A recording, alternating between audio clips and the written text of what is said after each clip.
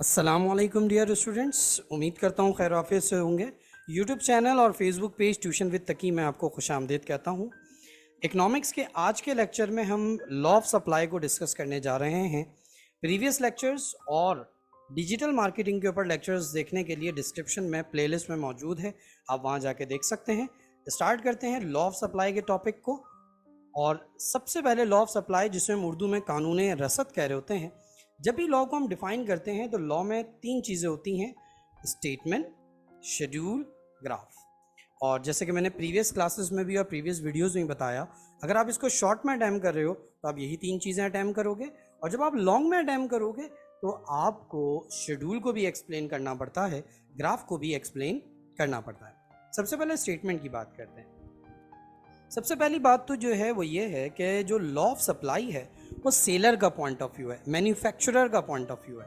यहाँ कस्टमर को बेस नहीं बना रहे होते हैं। यानी जब हम लॉ ऑफ डिमांड की बात करते हैं तो लॉ ऑफ डिमांड कंज्यूमर को डिस्कस कर रहा होता है, लॉ ऑफ सप्लाई सेलर को डिस्कस कर रहा होता है। यानी दोनों में जो है वो फ़र्क क्या है, एक कंज्यूमर का पॉइंट ऑफ व्यू है, ख़रीदने वाले का, और एक बेचने वाले का जो है वो क्या है, पॉइंट ऑफ व्यू है। तो यहाँ पे हम कंज्यूमर को बेस नहीं बना रहे होते। जब हम इक्विलिब्रियम पढ़ेंगे तो फिर हम दोनों को मिलाकर क्या कर रहे होते हैं, डिस्कस कर रहे होते हैं। सेलर क्या चाहता है? सेलर ये चाहता है कि जनाब ज़्यादा से ज़्यादा कीमत पे बेचे, मतलब जितने का ख़रीदा उससे ज़्यादा का बेचे। अगर उसने 25 रुपये का ख़रीदा तो वो 30 रुपये का बेचे या 40 रुपये का बेचे। क्यों? जितने प्राइस बढ़ेंगे, बढ़ने का मतलब क्या है, जितने का ख़रीदा उससे ज़्यादा हो रहे हैं। यानी उसने मिसाल के तौर पर उसने ख़रीदा जो है वो 30 का और वो 30 का बेच रहा है, तो ये बढ़ना नहीं है। 30 का ख़रीदा और 35 का बेच रहा है, 40 का बेच रहा है, तो उसका प्रॉफिट बढ़ेगा, तो वो अपनी सप्लाई को क्या करेगा, बढ़ाएगा। और अगर वो 25 का खरीद रहा है और उसे 20 का बेचना पड़ रहा है तो उसको फ़ायदा नहीं हो रहा, उसको नुकसान हो रहा है। तो लिहाजा वो क्या चाहेगा, वो चाहेगा कि सप्लाई को कम से कम कर दे, सप्लाई की जो तादाद है उसको क्या करे, गिराए, सप्लाई बढ़ाए नहीं बल्कि क्या करे, कम करे। यानी प्राइस के कम होने से सप्लाई को वो क्या कर दे, कम कर दे। अब ज़रा इसको डिफाइन किस तरह से करेंगे, ज़रा उसको हम देख लेते हैं कि अदर थिंग रिमेन सेम। कुछ चीज़ें सपोज कर लें कि वो क्या रहें, सेम। अगर तो सेम रहती हैं तब तो लॉ वर्क करेगा, अगर वो सेम नहीं रहती तो हमारा लॉ वर्क नहीं करेगा। तो increase in price result in increase in quantity supply, कि जब कभी प्राइस में इजाफा होगा तो सप्लाई में भी क्या हो जाएगा, इजाफा हो जाएगा। ऑन द अदर हैंड, यानी there is a direct relation, आपके पास प्राइस में और सप्लाई में डायरेक्ट रिलेशन है। डायरेक्ट का मतलब एक बढ़ेगा तो दूसरा भी बढ़ेगा। प्राइस को बढ़ाओगे तो क्वांटिटी सप्लाइड भी बढ़ेगी, प्राइस को कम करोगे तो क्वांटिटी सप्लाई भी क्या होगी, कम होगी। यानी अगर दीगर अवामिल यकसर हैं, उर्दू में अगर हम डिस्कस करें तो अशिया की कीमत में इजाफे से मिकदार रसद में क्या होगा, इजाफा होगा। जैसे जैसे अशिया की कीमत बढ़ेगी रसद भी क्या होगी, बढ़ेगी। और अगर अशिया की कीमत में कमी आएगी तो रसद में भी कमी आ रही होती है।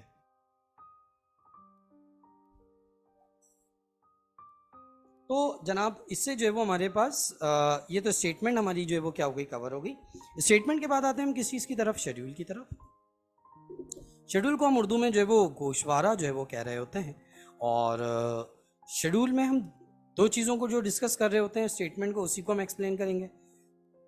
एक प्राइस ऑफ पेन और एक quantity supply. Price of pen table पढ़ लिया हमने 2 का, 2, 4, 6, 8, 10, 10।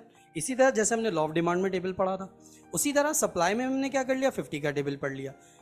लॉ ऑफ डिमांड में और लॉ ऑफ सप्लाई में हम फर्क क्या कर रहे हैं, लॉ ऑफ डिमांड में हम प्राइस को भी ऊपर से शुरू कर रहे हैं और सप्लाई को भी क्या कर रहे हैं, ऊपर से शुरू कर रहे हैं। यानी 2 के साथ 50, फिर 4 के साथ 100, 6 के साथ 150, 8 के साथ 200 और 10 के साथ 250। यानी जैसे जैसे प्राइस बढ़ रही है वैसे वैसे सप्लाई में भी क्या हो रहा है, इजाफा हो रहा है। ठीक है, तो प्राइस के बढ़ने से सप्लाई बढ़ती है, तो हमने इसको टेबल में कर लेना। आप 2 की जगह 4 का टेबल कर लें, 5 का टेबल पढ़ लें, 10 का टेबल पढ़ लें।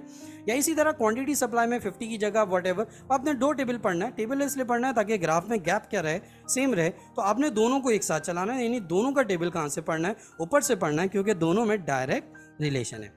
शेड्यूल को फिर हम एक्सप्लेन करते हैं। शेड्यूल को एक्सप्लेन करने का तरीका क्या होता है, शेड्यूल को एक्सप्लेन करने का तरीका ये होता है कि सबसे पहले जो हेडिंग्स हैं, यानी जो हमारे पास जो स्टार्टिंग में जो चीज़ गिवन है, हम पहले क्या करेंगे, उसको क्या करेंगे, डिफाइन करेंगे। यानी ये जो हेडिंग्स हैं हम पहले क्या कर रहे होंगे, इसको एक्सप्लेन कर रहे होंगे। देन इसके बाद पहली इन्फॉर्मेशन, देन उसके बाद सेकंड इन्फॉर्मेशन, एंड देन उसके बाद हम क्या करेंगे, लास्ट इन्फॉर्मेशन को डिफाइन कर देंगे।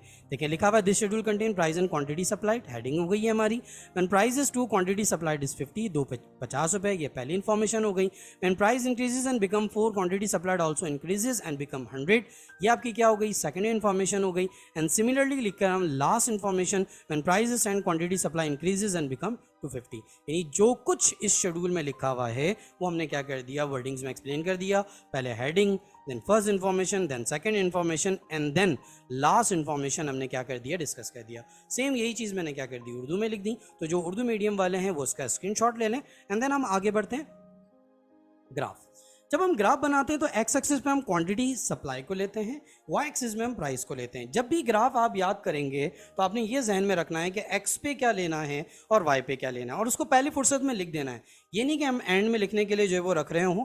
और जितने भी स्टूडेंट्स वीडियो के साथ साथ लेक्चर ले रहे होते हैं तो उनसे गुजारिश है कि जब ग्राफ वगैरह पे आए तो आप लेक्चर को पॉज करके पेंसिल स्केल से खींच के आप हाथ के हाथ क्या करें, ग्राफ बनाएं। इससे क्या होगा, थ्योरी तो फिर आप बाद में याद कर लेंगे, ग्राफ की प्रैक्टिस बहुत ज़रूरी है, ठीक है। तो आप साथ साथ जो है वो क्या कर लें, एक्स एक्सिस पे क्वांटिटी सप्लाई और वाई एक्सिस पे आप जो है वो क्या कर दें, प्राइस को प्लॉट कर दें। देन उसके बाद आपने क्या करना है, एक्स एक्सिस पर ओरिजिन पे स्केल को रखकर, यानी ओ पे स्केल को रखकर 1-1 सेंटीमीटर का गैप दें, और 1-1 सेंटीमीटर के गैप पे क्या कर दें, पॉइंट खींच दें। जिससे हमने हमारी सप्लाई की जो वैल्यू थी वो क्या थी, 50, 100, 150, 200, 250 एंड एक एक्स्ट्रा आपने क्या कर दिया, 300 बना दिया। एडिशनल बनाना है तो बनाए, नहीं बनाए तो कोई प्रॉब्लम नहीं है। एंड देन वाई एक्सिस पर हम क्या करें, कॉपी की लाइन, एक्स एक्सिस पर 1-1 सेंटीमीटर का गैप और वाई एक्सिस पर कॉपी की लाइन का गैप देते चले जाएं, यानी 2, 4, 6, 8, 10 एंड देन एक्स्ट्रा खूबसूरती के लिए मैंने यहाँ पे क्या कर दिया, 12 कर दिया। फिर क्या करेंगे हम, फिर हम ये करेंगे शेड्यूल की मदद से सारे पॉइंट्स को मिलाएंगे। जैसे 2 पे हमारे पास क्या था, 50 था, 4 पे क्या था, 100 था, 6 पे क्या था, 150 था, 8 पे क्या था, 200 था, 10 पे क्या था, 250 था। तो हमने शेड्यूल की मदद से सारे पॉइंट्स को क्या कर दिया, डॉट कर दिया। इन डॉटेड पॉइंट्स को फिर हम क्या कर देंगे, एक लाइन से जो है वो क्या कर देंगे, मिला देंगे। और जब लाइन से मिला देंगे तो हमारे पास ये क्या बन जाएगा, सप्लाई का ग्राफ बन जाएगा, सप्लाई का कर्व जो है वो क्या हो जाएगा, बन जाएगा, ठीक है। और अगर हम लॉन्ग में अटेम्प्ट करें इस सवाल को तो हम सप्लाई को क्या करेंगे, सप्लाई कर्व को फिर हम क्या करेंगे, एक्सप्लेन करेंगे। एक्सप्लेन कैसे करते हैं, सबसे पहले हम ये बताते हैं कि एक्स पे क्या लिया और वाई पे क्या लिया, फिर शेड्यूल की मदद से जो पॉइंट्स मिलाए तो उससे हमें क्या मिला, और आखिरी चीज़ हम इसके स्लोप के ऊपर बात करेंगे कि जनाब स्लोप अपवर्ड है या डाउनवर्ड। लाइन आप देख रहे हैं लेफ्ट टू राइट ऊपर जा रही है, लेफ्ट टू राइट जब लाइन ऊपर जाती है तो उसे हम क्या कहते हैं, अपवर्ड। जिस स्लोप को उर्दू में हम ढलान कह रहे होते हैं। तो हमने क्या एक्सप्लेन किया भाई, we are taking quantity supplied on the x axis and price on the y axis, means that x पे क्या लिया, वाई पे क्या लिया बता दिया। With the help of schedule, schedule की मदद से we plot all the point and get supply कर। शेड्यूल को मिलाने से, शेड्यूल की मदद से सारे पॉइंट को मिलाने से हमें मिला क्या, वो बता दिया। तीसरी और आखिरी इंफॉर्मेशन कि स्लोप इज अपवर्ड, स्लोप क्या है, अपवर्ड है। जब अपवर्ड होता है तो वो डायरेक्ट रिलेशन को शो करता है, डाउनवर्ड होता है तो वो इन्वर्स रिलेशन को शो कर रहा होता है। तो प्राइस और सप्लाई के दरमियान जो है वो क्या कर रहा है, डायरेक्ट रिलेशन को क्या कर रहा है, शो कर रहा है। यही सारी बात हमने क्या कर दी, उर्दू में लिख दी कि एक्स पे क्या लिया, वाई पे क्या लिया, शेड्यूल को की मदद से पॉइंट को मिलाने पर क्या मिला, और हमारा जो ढलान है यानी जो हमारा कर्व है, वो जो स्लोप है वो जो है वो हमारा क्या है, अपवर्ड है या डाउनवर्ड है, ठीक है जी। तो इसके साथ हमारा लॉ ऑफ सप्लाई का टॉपिक जो है वो कंप्लीट हुआ। उम्मीद करता हूँ आपको ये टॉपिक समझ में आया होगा। कमेंट में ज़रूर बताइएगा, अगर कोई क्वेश्चन है, कोई क्वेरी हो, कमेंट में लिखिएगा। और आपके सामने जो है वो प्लेलिस्ट आ रही है, अगर आपने इकोनॉमिक्स, अदर सब्जेक्ट्स या डिजिटल मार्केटिंग सीखनी है तो प्लेलिस्ट में जो है वो वीडियोस मौजूद हैं, जाएं, देखें, घर बैठे सीखें और पैसे बचाएं और एग्ज़ाम में अच्छे अच्छे नंबर लें। मिलते हैं नेक्स्ट वीडियो में। अल्लाह हाफिज़।